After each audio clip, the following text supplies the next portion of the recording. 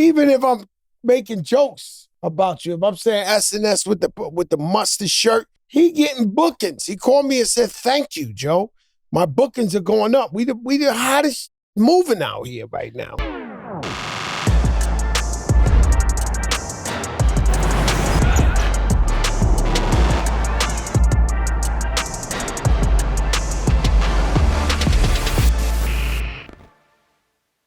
Yeah, what up, y'all? This is Joe Crack. You know who it is, your boy Jada.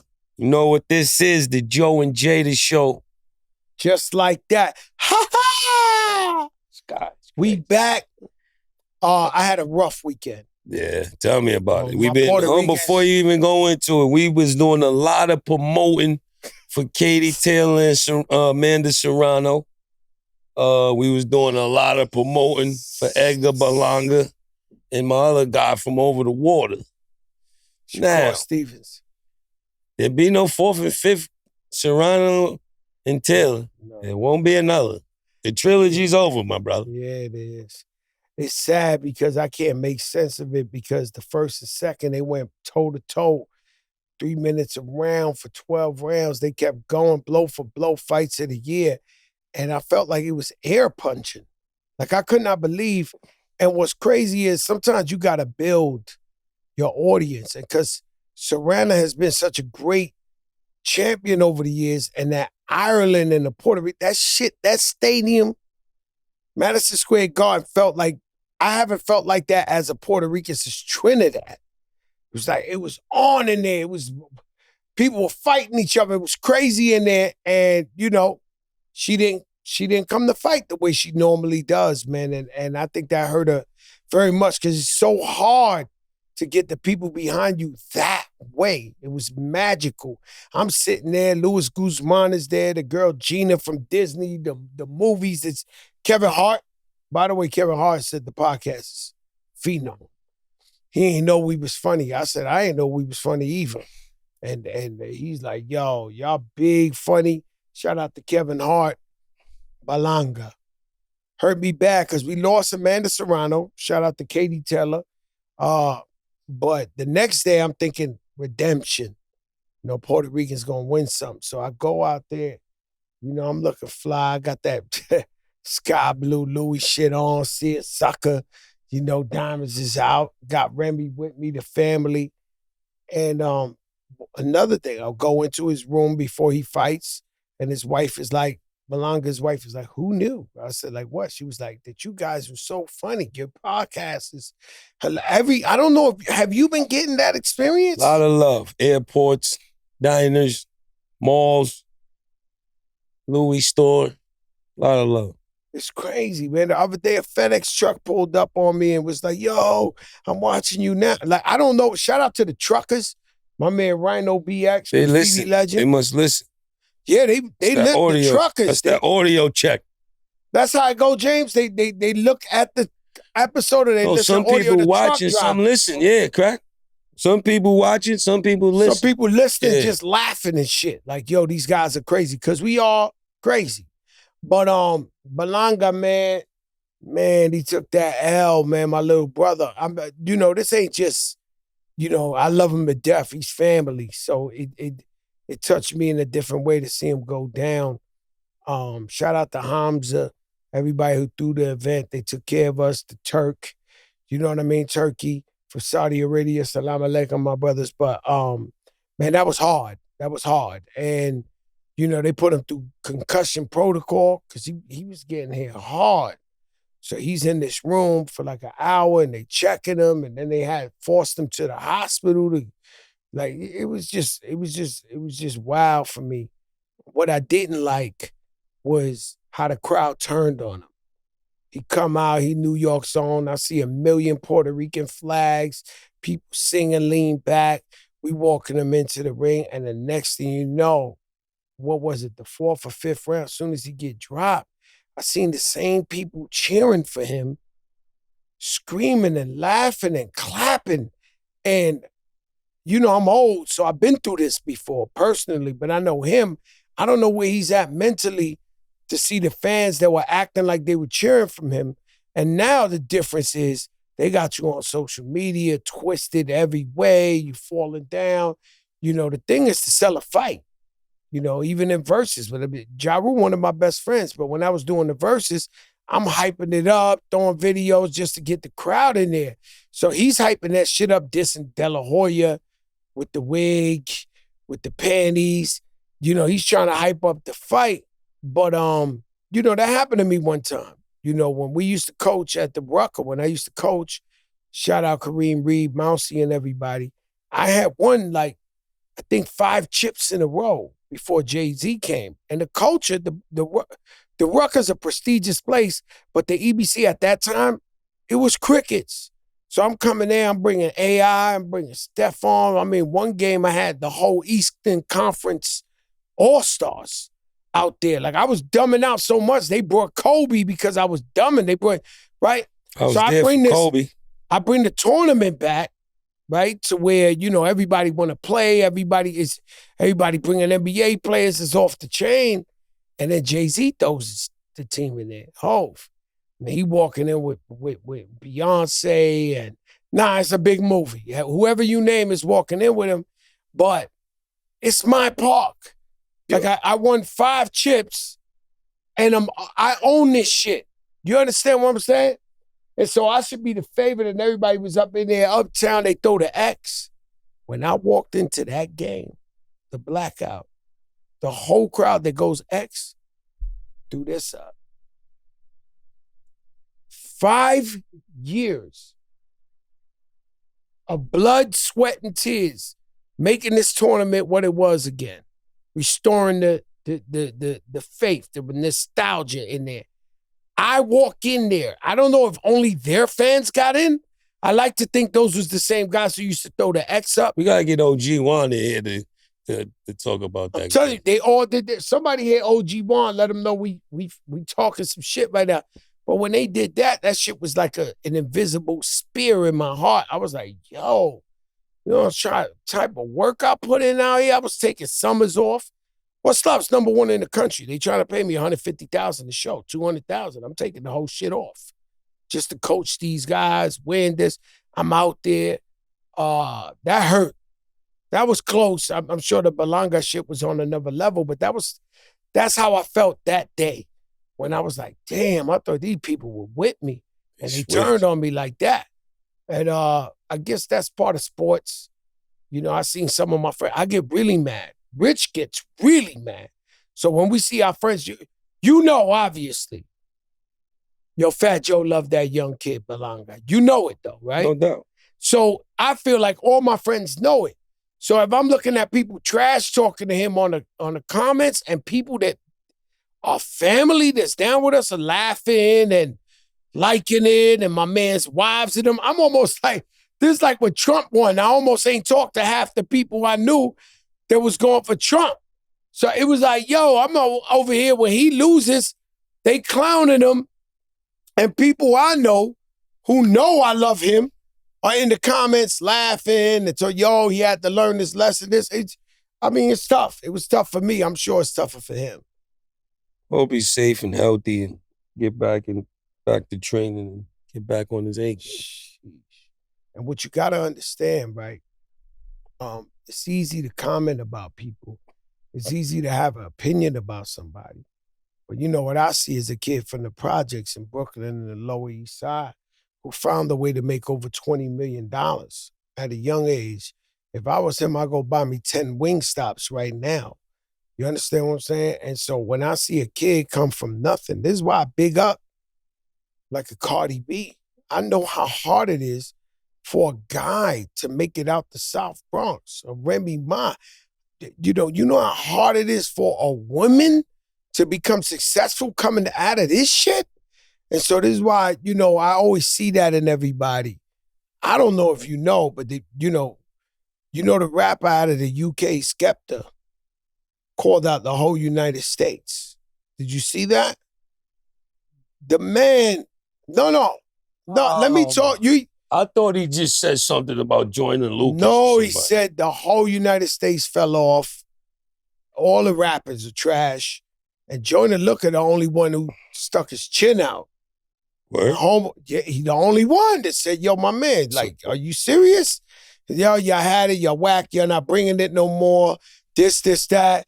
And then Joyner Lucas said that, and then he talked some shit about him, and Joyner Lucas said, you know what, I'm going to just fall back. And then they really talked shit about Joyner Lucas, like, yo, he folded, you know, they call you to the yard, you got to come out. And so Skepta did a diss record, and then Joyner just answered earlier today, which was pretty fire. But, you know, that's round one. Not the whole United. Do you think the whole United States? I don't know about global. Global? Yeah, that's global. Yeah, but right? you think the United States fell off rap completely? Hell no. The question. You know, Drake went up there and co-signed a man that said the best lyricist is from the UK. That might have threw the extra energy. Sure it did, but that's cool. That's what this is a competitive blood sport. It always been. Just the new evolution of digital technology just makes it a little easier. That the UK started that drill rap shit. I do agree. I don't know who started what. And they're making great music. But the whole United States, come on, Kiss. Like, you know, you can't. I'm not even commenting on the whole United States. What is that? Yo, let me tell you something, man. I came with this bar. It said, they sent me to the wolves and I came back with a fur. It sounds like something out of the Bible. The new Bible. They sent me to the wolves and I came back with a fur. And that's what it's like, being from any inner city, being from nothing.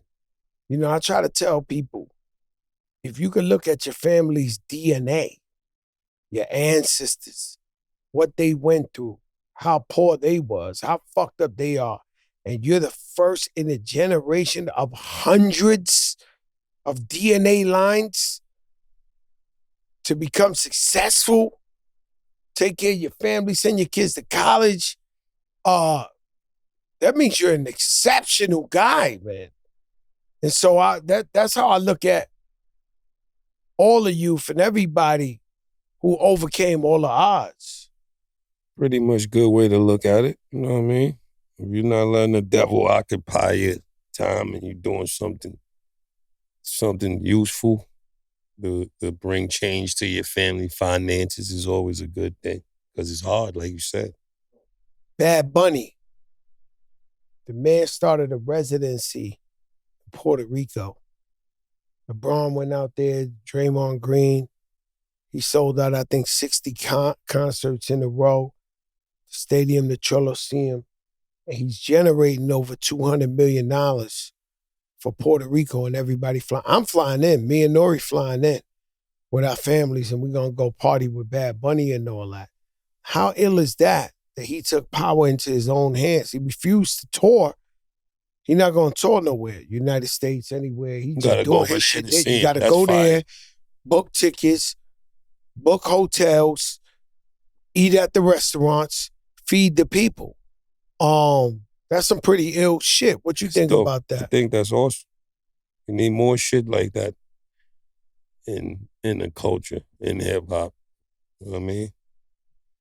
That was a good thing for him to do, a very honorable thing to do for PR. Puerto Rico. Puerto Rico. It's crazy because I go to the fight back to the Berlanga, right? And, you know, I was like this. I was a big boy. I was 480. So we sit in the front row, my wife, my daughter, Remy, and we sitting next to my brother, Gorilla Nems. Bing Bong, one of the best guys in the world. The man sitting, damn, man, they was calling him seat and a half because he was taking up a seat and a half. And so, who called him seat and a half? Called him seat and a half. I ain't gonna, you know, if this was the mafia, Chris, he be them seat and a half. Cause he take up seat and a half, right? So my daughter's sitting there. Yo, my daughter's sitting next to him. She's in the fucking pretzel. So she's sweating. It's hot out with there. the half a seat? Azzy had the half a seat. So she's like, somehow we finessed the seat next to Remy. She sat there, and my wife turns around and tells them, which player's coming to sit here next to you? He said, oh no, Rich player. He too big to sit here. He can't come up in here. And I said, that's like the kettle calling the pot black or something. I said, this motherfucker. So I ain't gonna lie, my wife had some jokes. So I was like, yo, bro, you fell in love with a big boy, man. Don't disrespect the God. The God was over there. Shout out to Paul, Eminem's manager, and fucking Rosenberg, and fucking Rob Reef Tulo was in the building. Yeah, seat and a half. Yo, Nems he loves the show. Not after he called him seat and a half. Nah, he don't give a fuck. You gotta understand the whole shit is, even if I'm making jokes about you, if I'm saying SNS with the mustard shirt, he getting bookings. He called me and said, thank you, Joe. My bookings are going up. We the hottest shit moving out here right now. Collab on him with the shirt with the mustard on it. No, he has collab with him. Merch. When I tell you SNF, well, who's your favorite DJs of all time? No, I ain't doing that. I'm just saying, let me around 3 DJs. I'll tell you mine's in twist of a finger. Yeah, my shit really quick.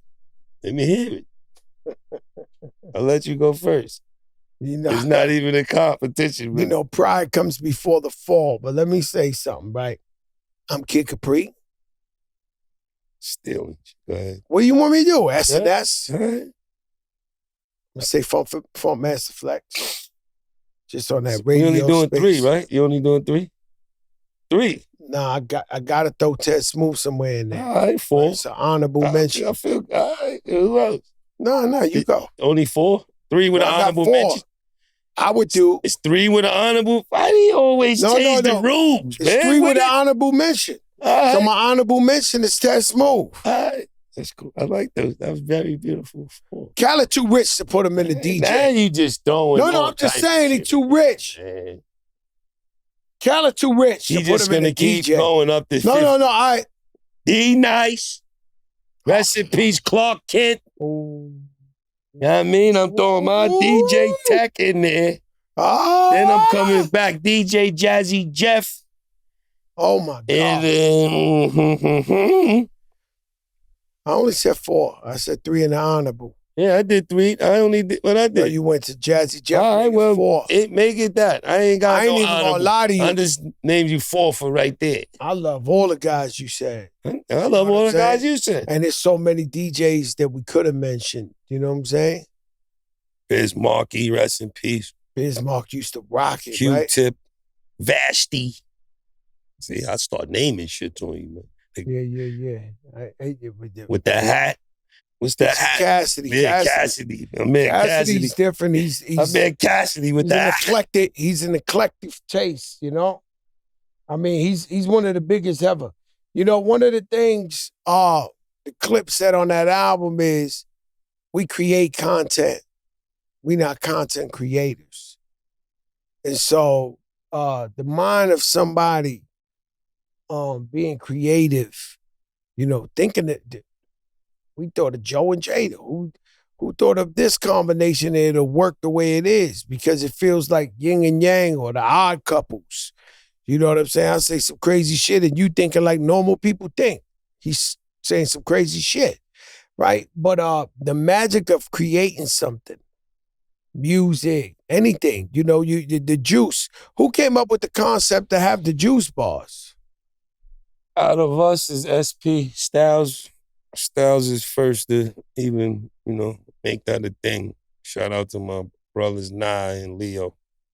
But Pete was the first one to get us on the health kick. You know, we got some shit we doing today. Hit the link right there below, and you can call the number up and ask Joe and Jada anything you want. I think we have some. Let's get into this. Yo, what's good? This is BG from Virginia, man. Representing that hip-hop in the jar, preserving the culture. I just want to salute y'all for doing just that, man. Salute to Jada and Joe for preserving the culture, man. This hip-hop thing 50 years and going.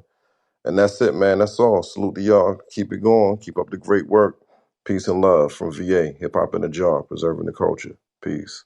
Hip hop in the jar, preserving the culture. Big shout out and love to VA. You know what I mean? Nothing but love, my brother. We and you ain't gonna appreciate get a you. lot of them kind of calls, so we appreciate that. Yo, Jada, in the One Take Cypher Red Bull freestyle, what's that hoodie you're wearing? That pink one. The dude's on it. That shit's fly as fuck. I need to know where to cop that. Oh, got that from downtown from this. Shout out to Millie's. Millie's plugged me with his man Danny. And it's a new store downtown that I'll get all the info. I'll get it to you, my brother. You can actually have the hoodie that I had on. I can't wear it again, too. You can actually get that actual one I wore.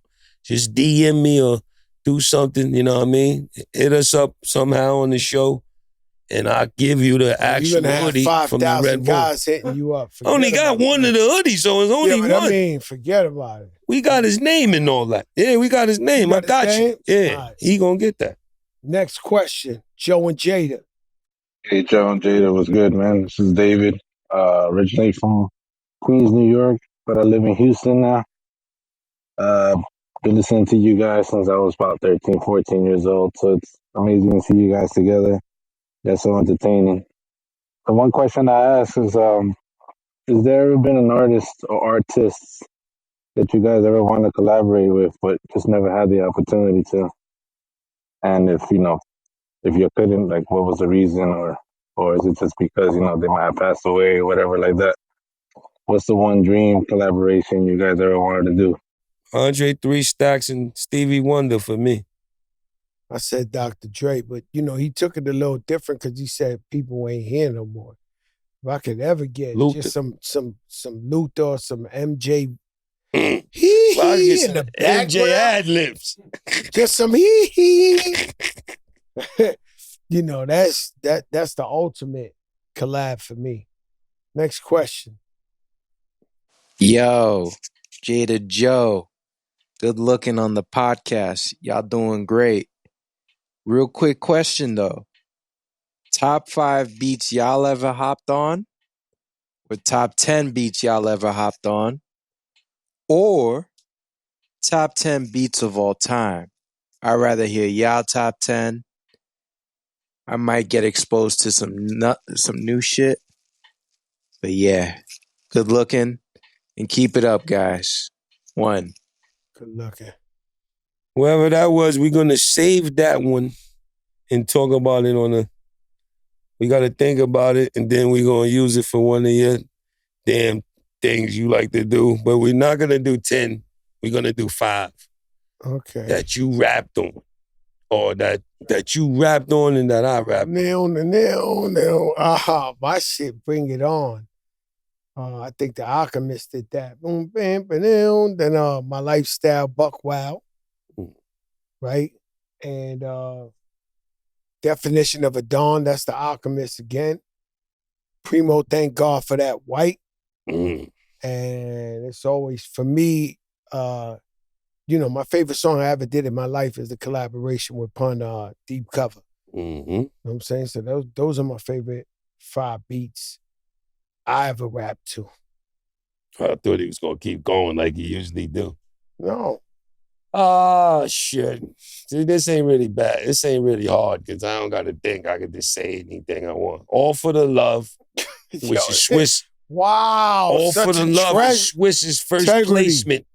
And before Stop Drop, people don't know that. First Locks album, my solo song, All for the Love, that's Swiss Beats' first beat in the world that got placed on the album. First placement. Bam. We gonna make it, Alchemist. You know what I mean? Alchemist did We Gonna Make It? Benjamin's D. Derek Angeletti. I mean, why? Shout out to my man Havoc from Mobb Deep. You know what I mean? Havoc did why? Yeah. And Recognize Primo. I love you. Next question, please. MOP style. Hey, Joe and Jada, legends. My question is, my name is Joe, by the way, from Fitchburg, Massachusetts. I didn't even know they My had a question is, Pittsburgh, how do Pittsburgh, you guys Massachusetts. Massachusetts. develop such longevity in the game to where you guys came out in the 90s and still now everybody wants to hear what you guys have to say. Everybody wants to dress how you guys dress. Everybody wants to like live the lifestyle of you guys. Everybody still wants to hear the music you guys drop. Like, how did you guys just have that kind of longevity in this culture that's so different right now? Like you see how the music and how everybody what they want out of life is just so different than we had. What kind of words can you give to guys that are in their 30s and their 40s right now just to keep that level of cool with the culture right now? Good luck. Yeah, a lot. Got a lot to say, huh? I say the longevity thing is embracing the new stuff that comes out without compromising what you stand for and what you represent. Being able to be talked to, being approachable, being able to reach the people, and all that other shit is him. Well, you just got to believe in yourself. You know what I'm saying? At all times, as an artist, as a man, or a female, as a person. Self-confidence. You got to have that self-confidence and believe in yourself. You know how many times they counted me out? And, I got stories like I got jerked from my publishing for like 12 to 15 years of my career. And so I was hearing about everybody getting these publishing deals and it for millions of dollars. Ludacris came, he was like, yo, I got this publishing deal for millions. So I was hearing all the rappers. So when I finally got my publishing back, I go around to all the Warner Brothers, everywhere that was, and Warner Chapel and this.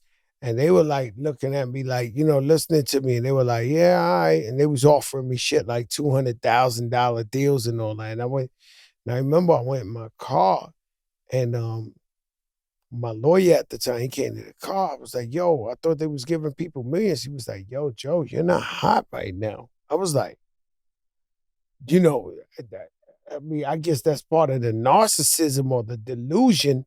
When he said that, the next day I had drove down to Miami to meet with Scott Storch and we made Lean Back. I came back to New York maybe a month later with Lean Back fully done and went back to the same people. They wasn't trying to let me go out the office. They was offering me M's like crazy because they knew it. And I was showing them the dance, Lean Back. They were like, oh, no, don't leave.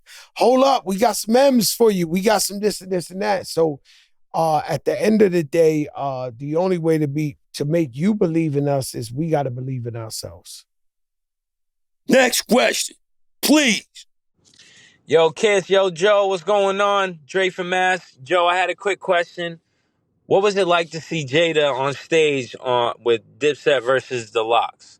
When he put on that freestyle and he said, this is what I do, what was going through your brain and what did you think of Jada after that? I love the show. Y'all keep going. Massachusetts, stand up. We love y'all. Peace. And thanks for the Is question. that before COVID or after? Did you know you caught COVID in there? No, I did catch COVID in there. Yeah, for the first time. That's ill. But the craziest shit is he sacrificed his life. He came to check me out. Nah, I was torn, right, between both of y'all. I thought y'all were gonna win, but Dipset ain't nothing to smile at. You know what I mean? So I think they could have did a lot better if they would have sequenced it right. Facts. But I was in there and I didn't want to see me cheering for them. I didn't want them to see me cheering for you. I was in a fucked up position, right? So I'm sitting there like that. I'm like, what you said, Jada? Should have worn a wig. Should have worn a wig. I should have. Came with the disguise. I had the little thing and then they threw on the Welcome to New York City. They threw up the Home of 9/11. Yeah. And I'm not gonna lie to you, that fucked me up. I forgot all about New York. I was like, oh my God, they doing this. And then when y'all dropped that boom, boom, boom, boom, I couldn't even hide my colors. Like I was like, yo, you see that video when you talking all that shit, then the camera goes to me and I'm like, like I did. At that point, if it wasn't Dipset, I definitely would have jumped up on that ring and try to do New York with you right there at that Verzuz. The shit was crazy because I'm not going to diss my guys too. But that's one of the most epic 20th century hip-hop moments. You know, we heard of shit back in the day like Kumo D, Busy B. We heard of, you know, KRS-One throwing PM Dawn off the stage. We heard of these legendary times, but in our generation, that right there was it was just incredible. It was like the Beatles coming to America, some wild shit like that. It was like, yeah, because you know, you see the Beatles come to America, you see them girls at the fucking airport by the millions, like they couldn't believe they was coming. Facts. That's how it felt that night. It felt like it was some shit we had never witnessed before. You know, Michael Buffer came out. Yeah. In this corner from Harlem, New York. That shit was crazy, yo. That whole night was just perfection. It was just perfection. It's a win for hip hop. Next question, please. Hey, this is Nate. Joe and Jada, you guys are legends in hip hop.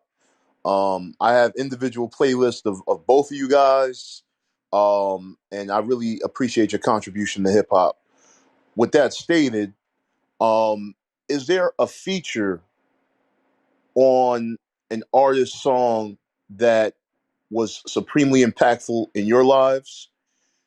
Also, is there a feature from an artist that you wanted to get but never had the chance to get? A feature that impacted my life a lot was AZ on Nas's Illmatic. I never heard nobody flow like that so smoothly. Changed our life. And I've always wanted, you know, he's happy with his career and everything, but I really thought AZ was going to be like a Nas, a Jay-Z, you know, on that super level. But if we talking features, that's the one that stands out the most to me.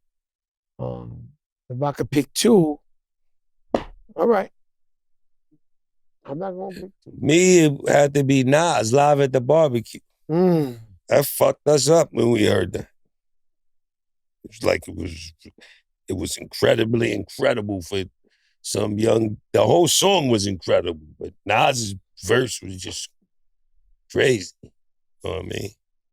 For me. At the age of 12, I went to hell for snuff for Jesus. We never even heard shit Nobody like say that. nothing even remotely close to. That shit was like, hello. You know, that shit was like somebody's coming. There you go. We got Nas in both those. It's crazy. Next question, please. I got a two-parted question for both. Two-parted. Jada That's and 4 Joe. questions. So I was listening to 40 Bars of Terror where Jada rapped over the Yeah Yeah Yeah beat on the Lean Back on the Terror Squad album. So I wanted to know, Jada, how you get into that mindset to hit those bars with such surgical precision. And then the second question is, what was Joe's reaction when he heard those bars? Did you ever think about making it an official remix, or was that dead? Did you hear the bars like, nah, I'm not putting him on my record because he body my shit. So yeah, that's what I would like to know. For me, that song was a song.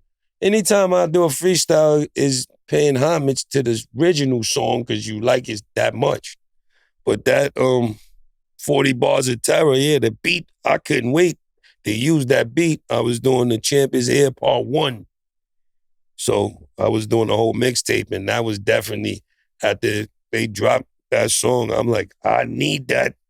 That's definitely gonna be one of the instrumentals I use. So yeah, that was, for me, it's always homage. Anytime you hear me doing any bars on somebody's beat, it's because you like the original beat, especially when you do 40 bars or more, you really love the beat. You know what I mean? 40 bars. I don't know, man. I just, I love Jadakiss every time he raps. I think he's one of the few. I ain't trying to gas this dude out. He don't need it right now. But, every time he raps, I feel like he's one of the, man, He's one of the very, very, very, very, very few MCs that I think he killed every verse you ever did. So it's like, I give that to Big too.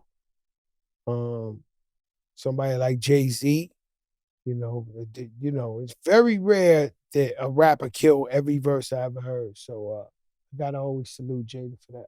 Appreciate that. Next question, please. Joe and Jada, what's up? This is Riverside Slim. I can't even Riverside lie. Slim, he from Godfather Speak.com is Hall, crazy, man. hey yo. But this one for Jada.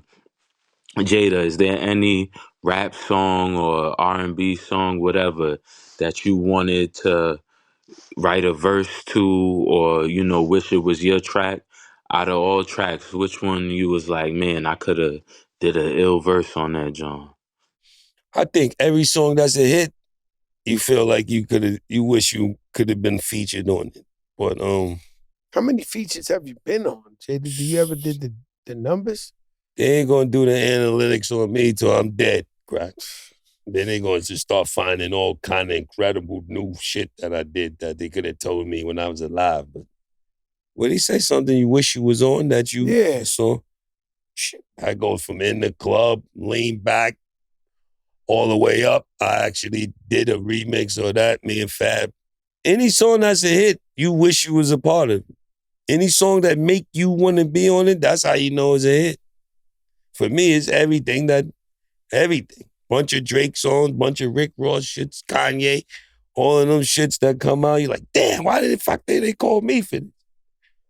The one song I hear all the time that I be like, damn, I could have been on, I should have been on that was the French song Pop That? Pop That? Oh yeah, damn, you missed it? I missed it.